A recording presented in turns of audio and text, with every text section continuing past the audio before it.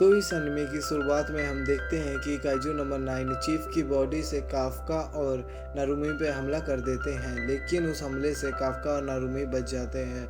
तभी किकोरू kaiju number 9 पे ऊपर से हमला कर देती है, लेकिन काइजू नंबर 9 को कुछ नहीं होता और काइजू नंबर 9 वहाँ से जाने की सोच रहा होता है और वहाँ से जा ही रहा होता है। तभी नारुमी और काफ्का उस पर हमला कर देते हैं और उन लोगों में फाइट स्टार्ट हो जाती है और काइजू नंबर 8 काइजू नंबर 9 को एक जबरदस्त पंच करके उस काइजू नंबर 9 का एक हाथ तोड़ देता है और फिर से काफ्का और नारुमी काइजू नंबर 9 पे हमला कर देते हैं। ये देख के वो समझ जाता है कि उसकी सबसे बड़ी दिक्कत काइजू नंबर 8 है, ना कि नारुमी। वो अभी इस बॉडी में इतना पावरफुल नहीं है कि वो काइजू नंबर 8 का सामना कर सके। तभी काइजू नंबर 8 और नारुमी काइजू नंबर 9 पे हमला कर देते हैं, जिससे बचने के लिए काइजू नंबर 9 वहाँ पे एक बहुत बड़ा ब्लास्ट कर देता है, लेकिन उस हमले से काइजू नंबर 8 और नारुमी बच जाते हैं। तभी काइजू नंबर 9 वहाँ एक और अटैक करता है, जो जाके सीधे हिट करने वाला होता है किकोरू और साइंटिस्ट से, लेकिन वहाँ काइजू नंबर 8 और नारुमी आके उन्हें बचा लेते हैं। इसी मौके का फ़ायदा देख के काइजू नंबर 9 वहाँ से चला जाता है।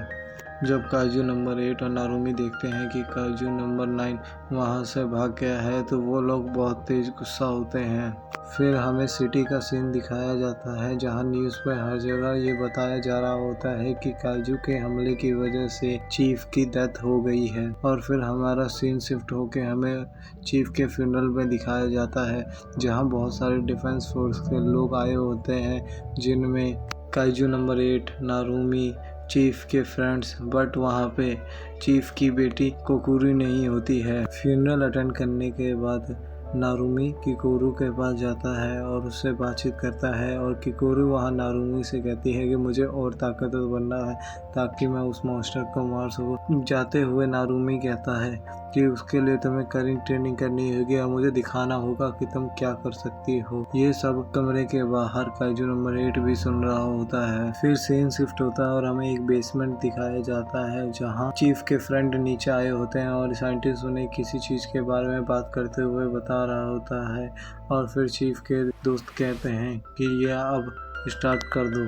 उसके बाद हमें ट्रेनिंग का सीन दिखाया जा रहा होता है, जहाँ किकोरू बहुत ज़्यादा मेहनत करके ट्रेनिंग कर रही होती है ताकि वो ताकतवर बन के काइजू नंबर 9 को मार सके। और दूसरी तरफ हमें दिखाया जाता है कि काइजू नंबर 8 अपने पुराने घर जा रखा होता है और वो वहाँ से सीधे अपने दोस्तों से मिलने के लिए जाता है। और नारुमी को एक कॉल आता है, जिसमें डॉक्टर उसे काइजू नंबर 8 की बात करने के लिए बुलाते हैं, जिसमें उसे बताया जाता है अगर वो वैसे ही ट्रांसफ़र होता रहा तो एक दिन काइजू नंबर 8 कभी भी इंसान में ट्रांसफॉर्म नहीं हो पाएगा। फिर हमें दिखाया जाता है कि काफ्का और नारुमी एक दूसरे से मिलकर ऊपर बात करते हैं, जहां नारुमी उसे सारी बात बताता है और कहता है कि मुझे इससे कोई मतलब नहीं कि तुम इंसान ट्रांसफॉर्म हो पाओगे कि नहीं हो पाओगे, लेकिन मुझे उस काइजू नंबर 9 को तुम्हारी मदद से मारना है। तुम्हें अब डिफेंस फोर्स में मैं तुम्हें ऐड करता हूँ। ये सुनने के बाद काइजू नंबर 8 बोलता है कि मैं ये आपकी गलती करूँगा और मैं उस काइजू नंबर 9 को जरूर मारूंगा। फिर हमने